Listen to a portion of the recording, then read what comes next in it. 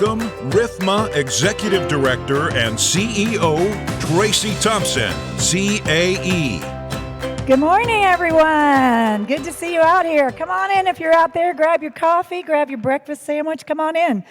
We're so glad you could join us this morning for our annual RIF Talks session. If you all haven't been to this before, it is fashioned after TED Talks, and it gives attendees to talk about topics that they're truly passionate about. So it might not be facilities related at all.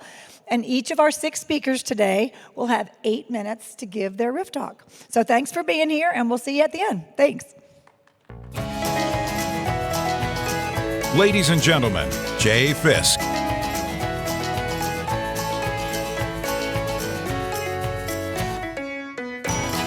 Good morning, RFMA. Thank you. Thank you for braving global pandemic, but maybe even more importantly, thank you for getting up so early to hear our RIF Talks this morning. My name is Jay Fisk. I'm Vice President of Business Development for Powerhouse Dynamics. We're the makers of the SiteSage equipment and energy management system. My RIF Talk this morning is entitled, Why Food Safety Personnel and Facilities Personnel Should Be BFFs, or Best Friends Forever.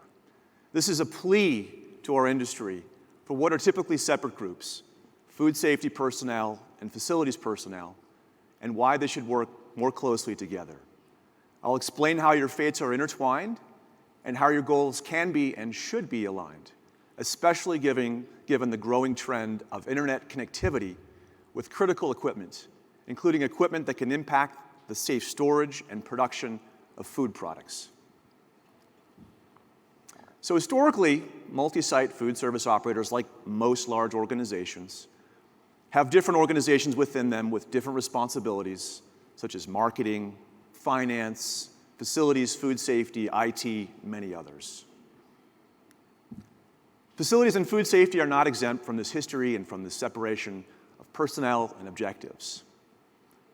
I'm going to focus on these 2 organizations today, what their challenges and headaches include, and how there may be more overlap in these areas than may be obvious. So, food safety. Food safety personnel are obviously and crucially focused on maintaining high product quality and safe storage and production conditions and processes.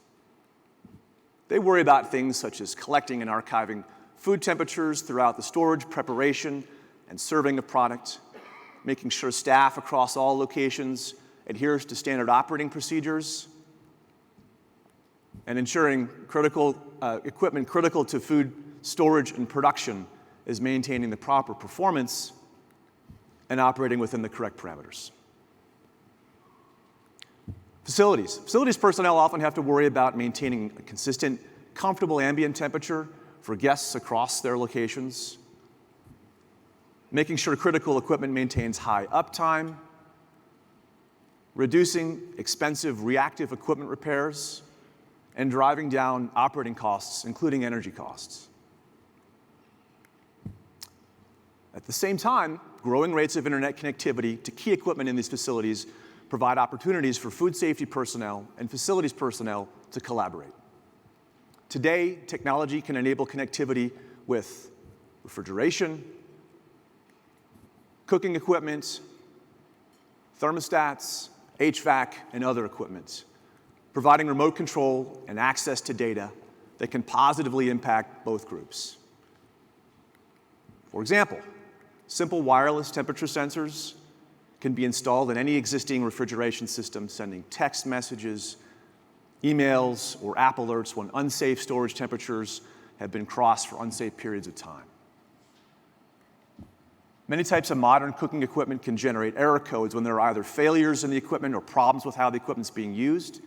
With connectivity, facilities personnel can receive text or email notifications with the error codes, enabling them to review the data and in many cases determine the root cause of the problem before even rolling a truck. Connected equipment can also help to simplify the data collection process through automated reporting, reducing the administrative and error-prone burdens on staff. And HVAC equipment can additionally be connected through communicating thermostats, energy sensors, and temperature sensors, providing remote control to reduce energy consumption, and diagnostics to enable facilities personnel to get ahead of what might ordinarily be expensive and reactive repairs. So, how does all of this come back to what should be a terrific partnership between food safety and facilities personnel?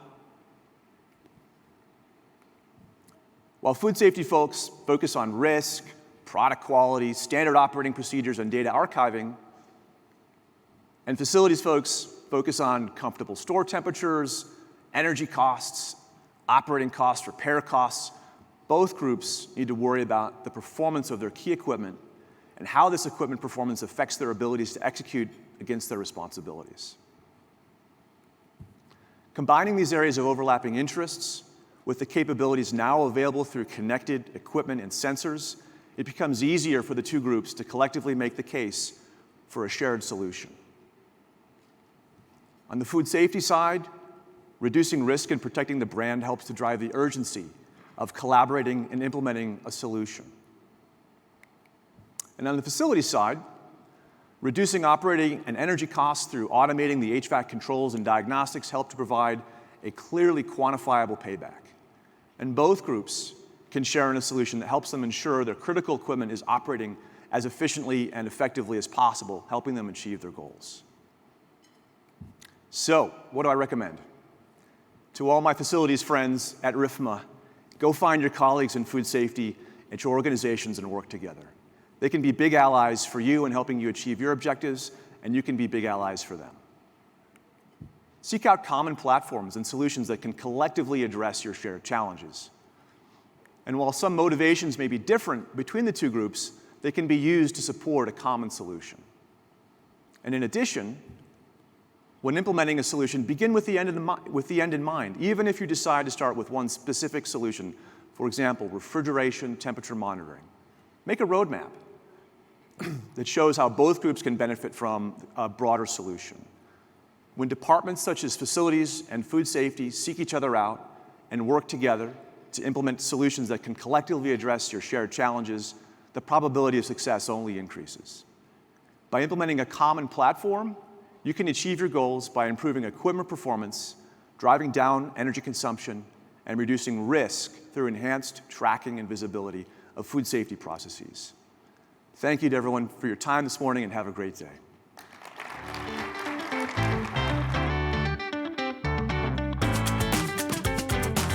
Ladies and gentlemen, Josh Dolan.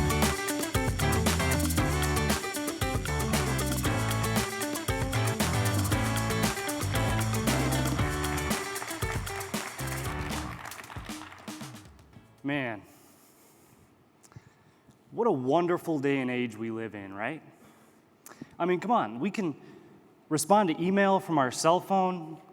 We can approve or deny quotes from anywhere with an internet connection. We can select vendors now from a list, complete with grades and ranks and scores. I mean, we can basically do our entire job from anywhere in the world without missing a beat. And without talking to anyone if we don't want to, right? Remarkable, isn't it?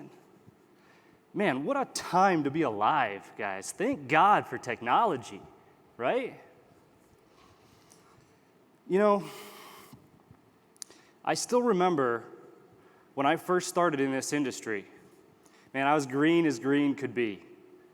And my dad, he taught me everything I needed to set the foundation for a successful service company. But before he ever taught me to turn a wrench, he taught me something else, something more important. He taught me about relationships, right? He taught me to look a person in the eye when I talk to them, to never make a promise I can't keep, to take responsibility for my mistakes and only judge others on their willingness to correct theirs, to do for others before I do for myself, to be honest in my approach and my abilities, and of course, like so many dads out there, to always live up to my handshake. Funny thing is, this has nothing to do with technology, right? Or price, for that matter. And thankfully, not everybody in this room forgets these values, but what about the next generation of facility managers? Will their relationships be with the technology or with the people behind it? right? Because here we are sitting in front of our screens, supplying checklists and Googling prices and figuring out what's best for ourselves, sometimes forgetting that we hire professionals not out of necessity, but out of understanding, right? Understanding that they're going to do what's best for us. Most of the time anyway, I can't speak for everyone. But we understand then why everything is price-driven, don't we? But do we really understand what drives price? People. People drive price. That's right, not computers, not CMMS providers, not even companies. People do. Because at the end of the day, a customer of mine could walk through the front door and say, Josh, I've got a problem with this invoice. You've got to fix the price. And I could, right? And I have, probably for a lot of you. Therefore, your power lies in your relationship with those people. And through the digital window that we're all looking out of every day, that's a computer screen, in case I wasn't clear, I couldn't tell if I was reaching on that one. It's easy to forget how to build and nurture these relationships. So I have some advice. I say this a lot, but you need to align your objectives. Okay, so before you let anyone on your property, you need to ensure one thing and one thing only. You need to make sure that you're both working toward the same end goal or similar end goals. And if it's clear that you're not, save yourself the time and money and move on, right? But ask the vendor what their objective is before you tell them yours. You'll know immediately if this relationship is a good fit, right? So what is your objective? You want to lower R&M? Of course you do, right? Be transparent about that. Tell them what you spent last year and what you need to spend this year, and let your metric become their metric. Why? Because this is authentic. And authenticity breeds authenticity, right? So if you authentically care about your provider succeeding, they will care about you succeeding. Believe me, okay? The customers that care most about me and my operation get the very best care from me and my team in return. I didn't plan this. This isn't a business model. This isn't some tactic, right? This is human nature, right? But it'll also encourage them to be transparent with you in return because they feel like they can be open and honest. And at the end of the day, isn't that what you want from a provider? But it will also help to create win-win scenarios, right? So let's take it a step further.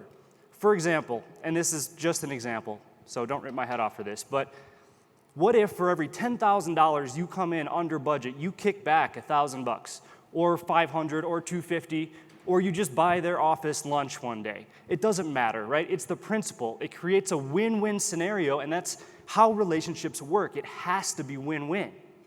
So then what happens? You're a hero to the powers that be, right? Because you came in under the already cut budget, and now you're a hero to your provider because you just gave them something they never asked for. And believe me, that does not happen often, right? And now you end up getting raises and promotions, and you build an entire network of quality vendors that covet the very chance that they might have an opportunity to possibly do your work. Man, that just sounds terrible. And again, this is just one example, all right? You have to do what's best for your operation, but it's about the mindset. The mindset that you can also use to encourage that timely service that you want so badly, because who are they going to service first? The customer that is constantly rude to them and beats them up on price, or the one that actually wants to see them succeed? Listen, if you follow the advice that I'm saying here, this part really takes care of itself.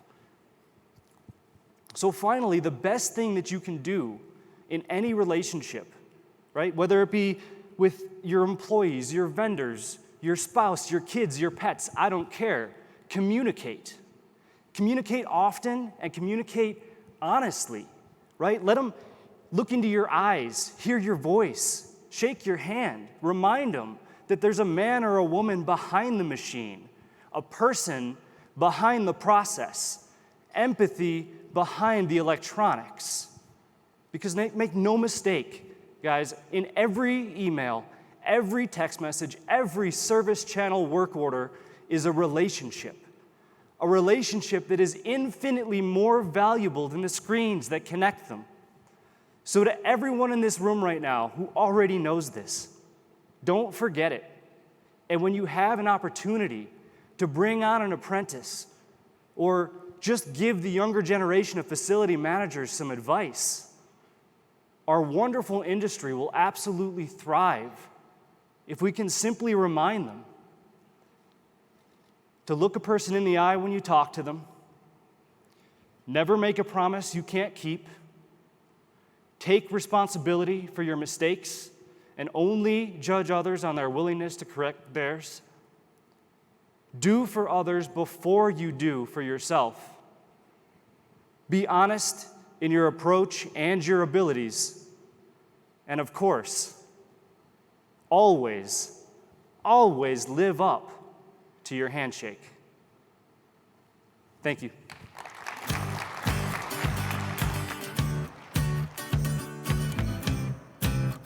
Ladies and gentlemen, Vijay Ramakrishnan.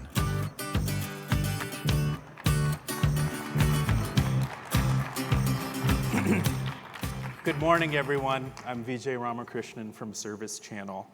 The timer tells me I have 8 minutes to spend with you on the topic of data, but I've actually spent the better part of my life on data too.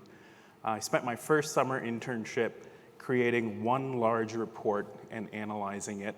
That's right, one summer, one report. And since then, about 75% of my career has been spent on the topics of reporting and data as it relates to IT, finance, HR, and now facilities. And I would say the most remarkable thing about business during the time that my career spans is the explosion of data and the degree to which data drives decisions. And that explosion is across industry, this one included. Data drives decisions on menu planning. For most of last year, I was on a plant-based diet, and if any of your restaurants have chosen to cater to plant-based folks, there's someone at your company looking at data like this. This is data on consumer preference for how you want your plant-based item to be prepared. It's no surprise that deep fried is at the bottom of the list, but I would be surprised if any of you would have predicted that steamed would be a clear winner over roasted.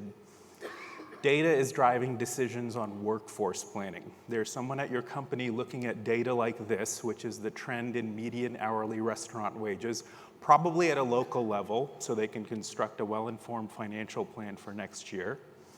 So there's a lot of change in the industry right now. Wages are going up, menu preferences are changing, but perhaps the biggest trend impacting the industry is this, and that's the growth of services like Uber Eats, DoorDash, Grubhub that are going to deliver straight to the customer's door. Diners still crave what's on our menus. They just may not have the time or the willingness to step out the door every time they want to satisfy that craving. But what that means is that when they do decide to get out the door, what they want out of visiting your restaurant is more than just the food. They want the experience that you, your operations team, and your design and development teams have worked so hard to create. So what does the data say about their expectations on experience? Here's a few data points that paint the picture. 1 out of 4 of them still want restaurants to improve on cleanliness or service. 60% of them read online reviews before going out for a meal, and a substantial 75% of them will skip a restaurant with negative reviews about its cleanliness. So the impact of what you and your partners do or don't do to deliver on the customer experience extends far beyond the people who walk into your restaurants. It touches people who are making a decision on whether they should walk in. So this data and the other data on customer experience is pretty clear. Within the 4 walls of each of your restaurants, there's never been a more important time to deliver the best customer experience at optimal cost. And that is a shared responsibility. It's shared across facilities, operations, development, and finance. And how well you work together is a function of 2 things: trust that drives communication, and of course, data that drives decisions. I want to share a few examples of that data and key reports with you. And all of these reports span data that you and facilities have that speak to the roles that each of your partners have in delivering the best customer experience at optimal cost. Let's start with operations. Their number 1 concern that intersects with your world is how do we avoid downtime? And in facilities, you have a unique perspective that your restaurant managers or regional managers may not. They may be intimately familiar with what's happening in front of their eyes, but they don't know how that compares to what's happening elsewhere. What you have is a bird's eye view of what we call outliers and best practices. Their second concern is around P&L management. Many of you work for companies who base GM bonuses partially on P&L management, so they care deeply about expenses that are out of the ordinary. So what are the key reports you can get to your operations teammates given their care-abouts? Show them work order volume by region and location. It's important not just to show them their region and their location, but show them how they compare across their peers. And this comparison is what starts the serious dialogue about what are we not doing that other restaurants are doing that could reduce the number of work orders or reduce downtime. The team at Phil's Coffee looks at this type of data regularly, and it led them to store-level insights that cut down on unnecessary work orders. They work with operations to identify stores that aren't using troubleshooting and get them trained on those tips so that the stores cut down on those unnecessary calls. And not only does that get the lighting just right for the customer experience, it cuts down on spend. And spend at the restaurant level or the regional level is another key metric for operations. That's why any information you can get to your peers on potential P&L surprises is important. Let's talk about development and design for a moment. They have a key responsibility as well in the customer experience. Your development and design team can benefit from having a structured look at what's happening in facilities. Their goal is to expand profitably, which means striking a fine balance between containing costs, but also protecting the customer experience so that revenue isn't impacted. New restaurants and locations are also natural testing grounds for new designs or new investments in assets. So they're all experiments and changes. And for both these reasons, sharing work order histories relating to assets is important for suggesting new things to try, as well as reporting back on whether investments have paid off. As an example, the team at Punch Bowl Social shares history on furniture repairs with the construction team. And when the data showed a lot of wood legs on furniture breaking, they considered switching to furniture with metal legs instead. Great not just for total cost of ownership, but potentially customer safety as well. Let's talk about finance. They want to avoid surprises because investors don't like surprises. And before my time at Service Channel, I spent about 5 years of my career with CFOs and controllers, and I got to know them pretty well. Here's what I learned about them. They want to build a smart financial plan. They'd like everyone to stick to it, but they also want to adjust that plan when the data justifies it. I think finance gets a bad rap. Most people think of them as cold-hearted naysayers, but you know what makes finance warm up to you? Data. That's why at Urban Plates, the team has made it a regular practice to look at committed spend versus budget, not just at an overall level, but by locations as well. And when you can share more of what I call the why information, that's when the dialogue gets to be collaborative. That's when it gets to be a partnership, and it starts with the data. You get to have a discussion that's very collaborative and moves the business forward. So in closing, what I'd like to do is close with a quote from John Arendt, who was at Blooming Brands. And the quote says this, I'm going to read it because it's powerful. The data gives you immediate credibility. It's all fact-based. There's no, I think this happened. This is exactly what happened, and this is how it happened. If you want to make a change, you can actually talk to them about that in the room together. I hope you all take John's words to heart because delivering the best customer experience at optimal cost is a team sport, and there's no better way to get everyone on the same page than with data. Thank you.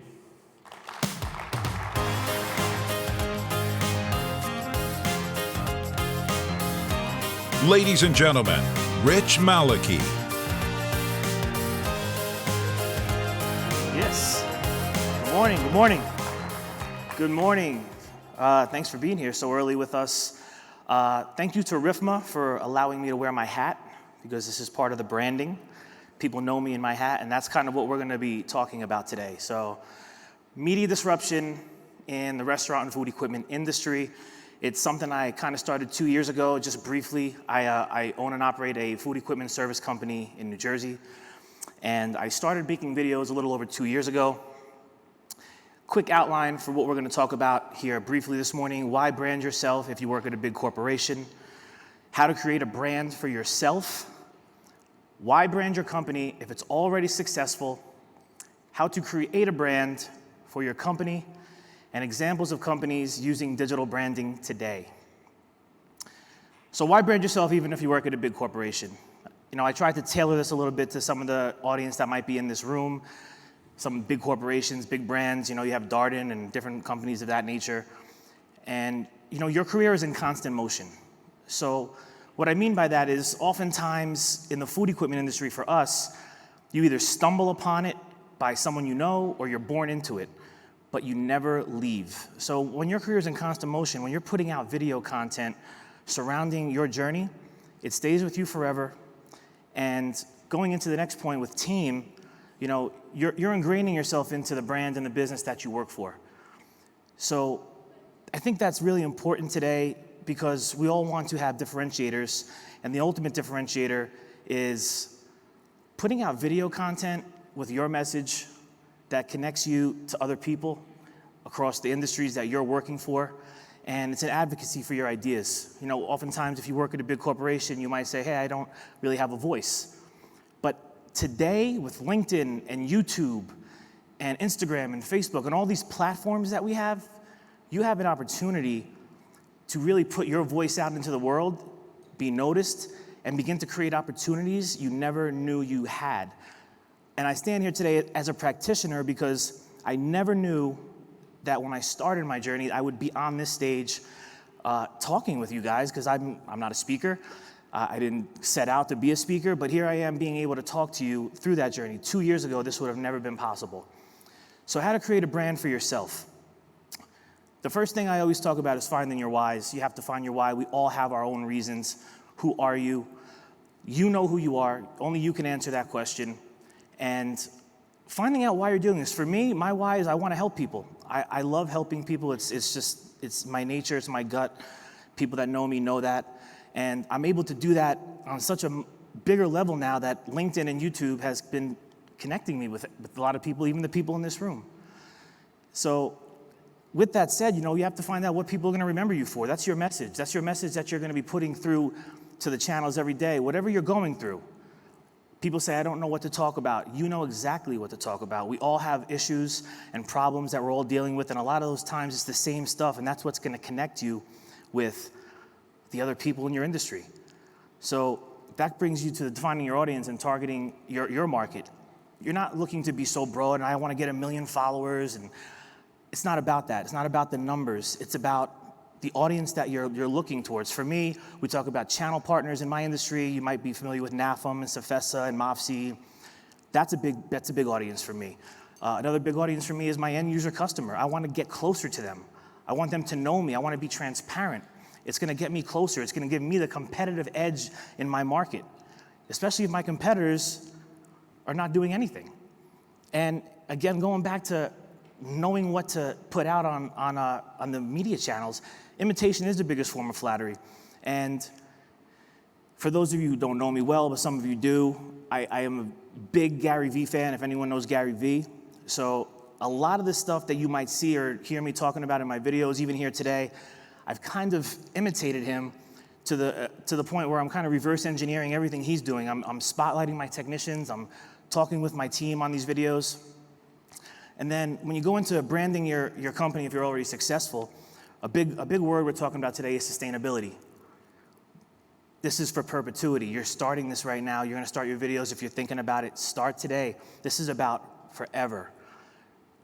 Untapped opportunities. We talk about untapped opportunities. Again, I'm here on this stage. This is an opportunity I never knew existed. It's opening new doors, new revenue streams, and on top of that, when you're not online talking with your customers and engaging, someone else might be. You can't control the narrative. You need to join the conversation.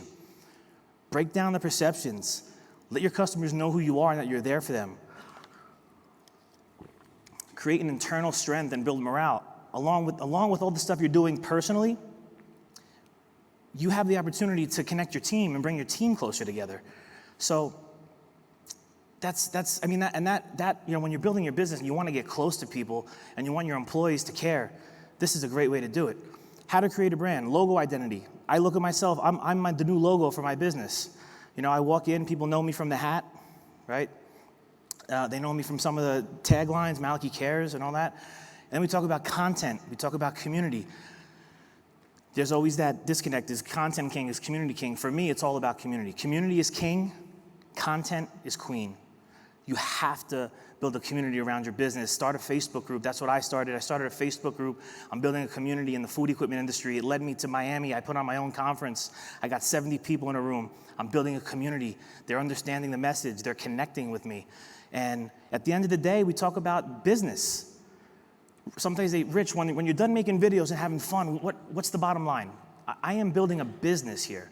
This is, yes, there's a very unselfish part. I want to build the community up. I want to put a spotlight on the skilled trades. I want to help fill that gap, but I'm also building a business. And that's a very big, important piece to this puzzle, so you don't think this is just for fun. And then lastly, I wanted to talk about some of the brands that you might see in this room, right? So KFC, do we have anyone from KFC in the room? No? So KFC, this is the new Colonel. I don't know if anybody's familiar. Anyone familiar with the Colonel? So you think anyone has ever met him? No? It's not possible because he's not real. He's a CGI. That means he's a computer-generated image. But he's fooling a lot of people out there because he has a girlfriend, he has tattoos, he's on a beach, he's hanging out, he's eating chicken, and he's not real. Then you look at Chick-fil-A and Wendy's. Now, if you're not following Wendy's on Twitter, you need to. They are the savages of the restaurant industry. Chick-fil-A, is there anything better than enjoying one of our spicy chicken sandwiches on a Friday afternoon? Wendy says, yeah, enjoying one of ours on a Sunday, right? Savage. They're not only taking care of their customer, they're jumping into Chick-fil-A's customers. They are making a mark for themselves, and they're building community around their brand. And then lastly, I don't know if anyone knows who David Dobrik is. No? Well, if you don't, I guarantee you your kids do, because he is one of the biggest YouTubers, over 16 million subscribers on his YouTube channel. Chipotle hired him to have he has his own burrito. So you see the big brands in the world all beginning to utilize social media to build their brands and get closer with their community. And that is all I have for you today, so I thank you.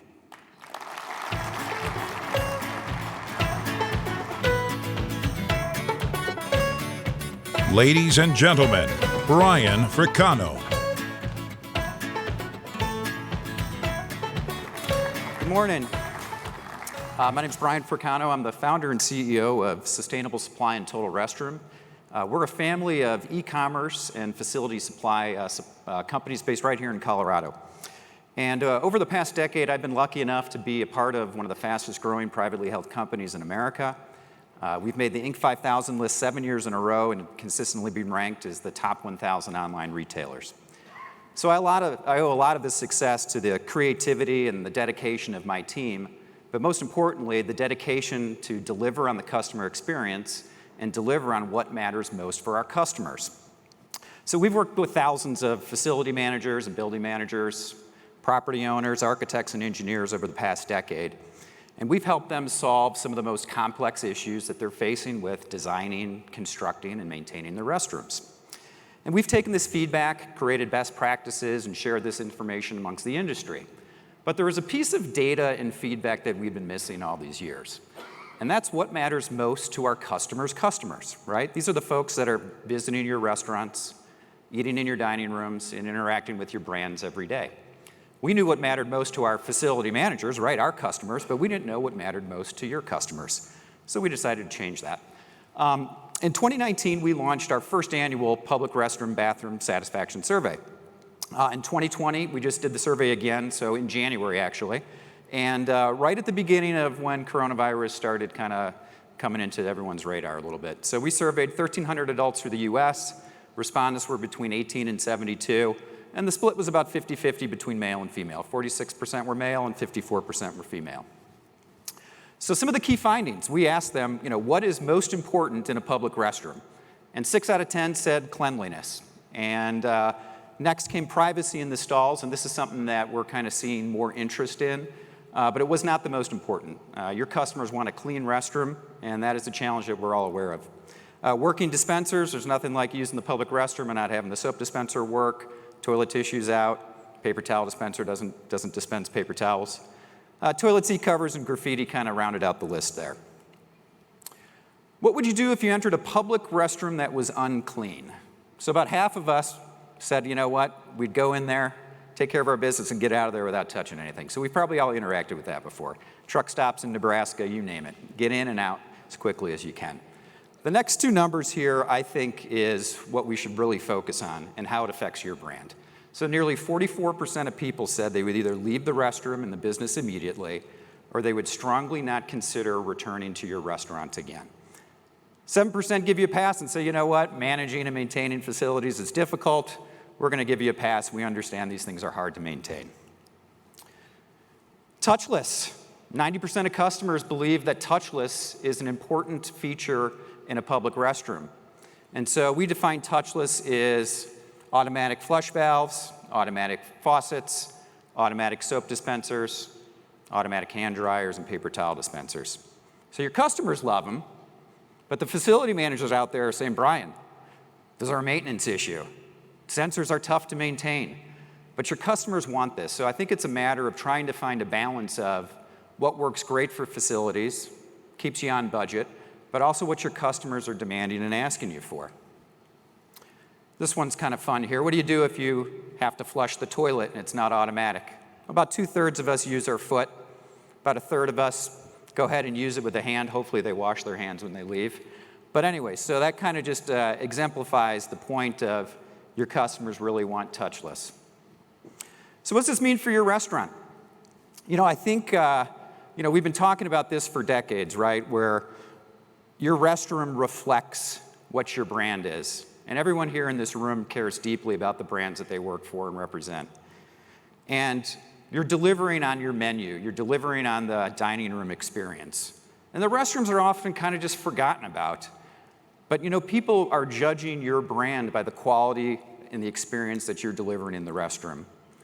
And if nearly 50% of your customers said that they would consider not returning to your restaurant, or they would leave immediately if they entered a bathroom that wasn't clean, I think that's kind of a wake-up call to see how important the public restroom is.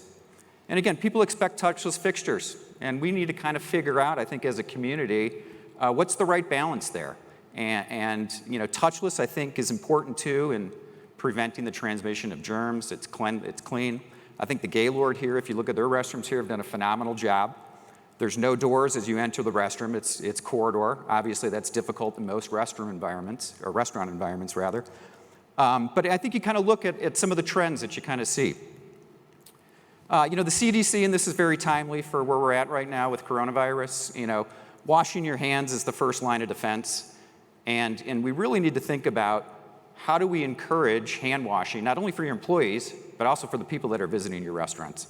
So what can restaurants do to encourage hand washing? So this is an interesting stat here. So 4 in 1 of your customers still prefer paper towels over hand dryers. And this kind of, is against what, we've been working with a lot of customers too. And the feedback has been, we want to cut down on paper towel use. Name of our company is Sustainable Supply. We're certainly dedicated to sustainability. And so we've really been promoting the positive features of hand dryers. Customers are saying that they prefer paper towels over hand dryers. And so I think our approach really is coming up with a hybrid model for your customers, is an interaction of having paper towels available and hand dryers available as well.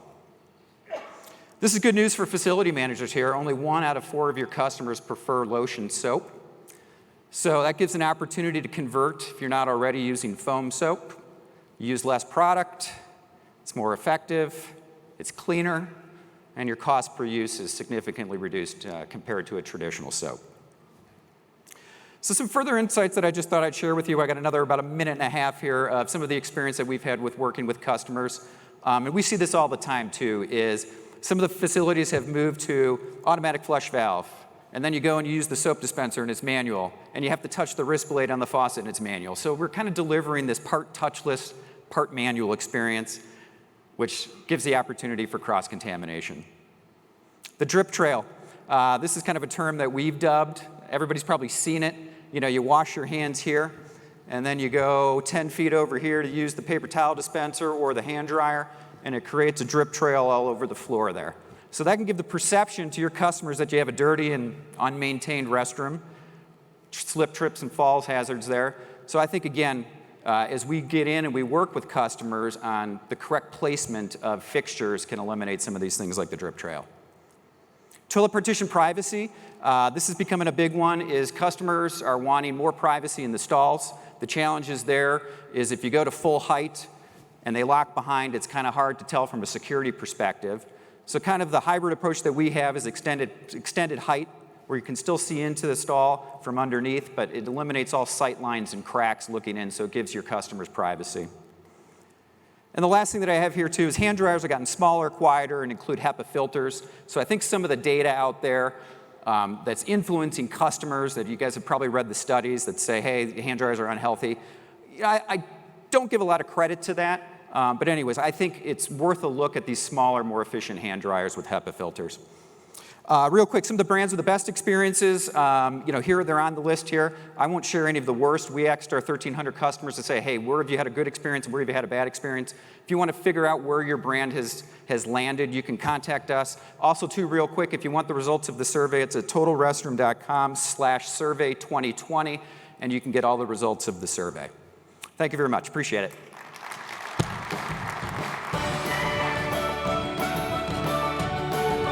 Ladies and gentlemen, Noel Fea.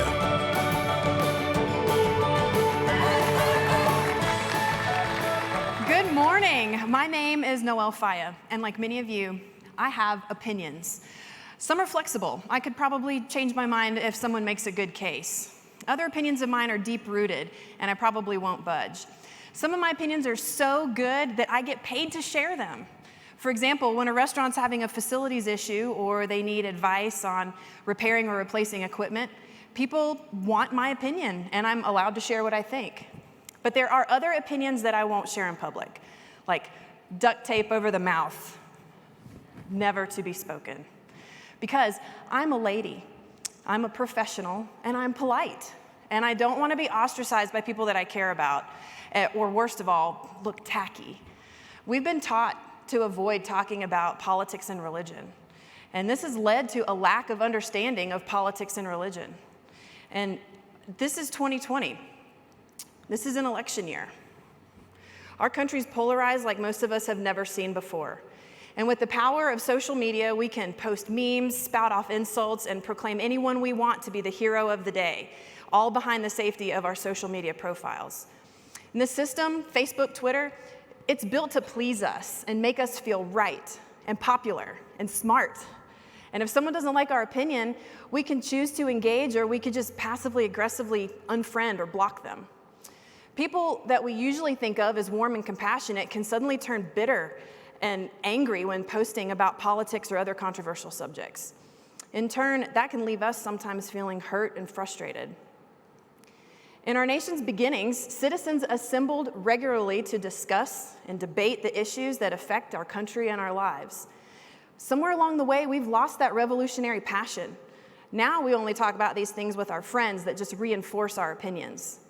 We don't like tension, but we forgot that healthy conflict is of utmost importance. America's not homogenous. We're here to bump up against each other.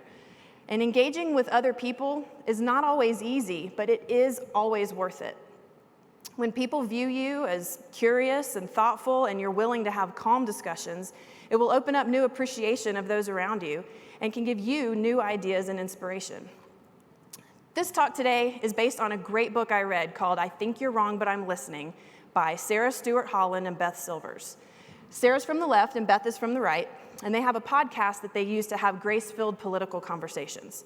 These are my top 6 takeaways from their book to help you have meaningful conversations about tough topics. What you learn today may just save your Thanksgiving dinner from being ruined. First thing is, take off your jersey. Our country is a beautiful tapestry of more than just 2 colors. So whether we're wearing blue or red, looking at politics like a sport is, to use a sports metaphor, off base. That team mindset creates an offensive-defensive approach to every headline that we read. We're quick to defend the actions of a member of our team and always looking to jab points against the other team. And while we're distracted by all that, we're missing the chance to more deeply understand and think critically. The idea that our team is never wrong and the other team is always wrong is toxic, and it's a sign of confirmation bias. So remember, take off the jersey. Second, find your why. Simon Sinek talks about this in his book, Start With Why. Sometimes you have to ask why several times to get to the root of your fundamental values. So ask yourself, why do I care? Why do I support this policy? Understanding your own feelings can help you explain your position to someone else, and really, thoughtful dialogue is best begun when you have self-awareness. Third, give grace. I want to pause here because grace is a big word. Grace simply means treating others with courtesy and goodwill. We have to put politics and other difficult topics in their place and never, ever put them above each other's dignity and human value. Now, that doesn't mean that we treat all opinions as valid or equally meritorious. Sometimes there will be those that are not welcome in the dialogue if their only goal is to be a wrecking ball in your conversation. We can show respect and grace, but we also reserve the right to show the door. Fourth, get curious. Transformative conversation requires personal humility in the form of genuine curiosity. We should look for facts, value data and expertise, and relentlessly ask questions. Going over your own opinions in your mind and ignoring the holes in your own argument does not lead to a better understanding of a topic. And remember this, being curious does not equal endorsement, but it does often lead to baseline agreements and the discovery of commonalities. Fifth, embrace the paradox. And the paradox is this. In a very complex world, we have been conditioned to crave simplicity. We love separating things into two groups, liberal or conservative, heroes and villains, for us or against us. And we keep being forced to pick a side. And that dichotomy just means that there are hundreds of categories that we're potentially ignoring. Two things can exist at the same time. There are pro-life Democrats, for example. There are Muslim Republicans. There are military veterans in favor of gun control. There are Mexican Americans that want a border wall. You cannot expect 100% alignment on a political party platform. We're all parts of a Venn diagram with parts that are overlapping and parts that don't. Focus on the parts that overlap. Sixth, exit the echo chamber. An echo chamber is where you go to hear your own opinions echoing back to you, strengthening your confirmation bias. It's the potato chips and ice cream of your diet. Don't let your news sources be your comfort food. We need to eat our information vegetables. Engage in new information sources. Expose yourself to contradictory ideas. Get comfortable with being uncomfortable. We usually don't like the idea that a problem may have an answer that will require a change in our own behavior. Exercise is uncomfortable, but we know it makes us better and it makes us stronger. Looking at issues from different angles can exercise your brain, and it combats groupthink. In summary, the solution is not disengaging, it's learning how to engage in a new, kind, and thoughtful way. So remember, take off the jersey, find your why, give grace, be curious, embrace paradox, and exit the echo chamber. We should stop fearing difficult conversations and instead start seeing them as opportunities for growth. Thank you.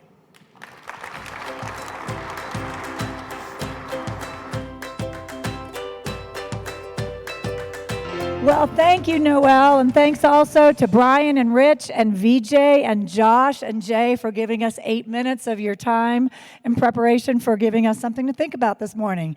So now don't forget to go on the app and leave evaluations for each speaker. We know that they value your feedback. And now make your way down to the hall. We've got some educational breakouts going on, and that's going to be followed by the exhibit hall. So have a great morning, everyone. Thanks.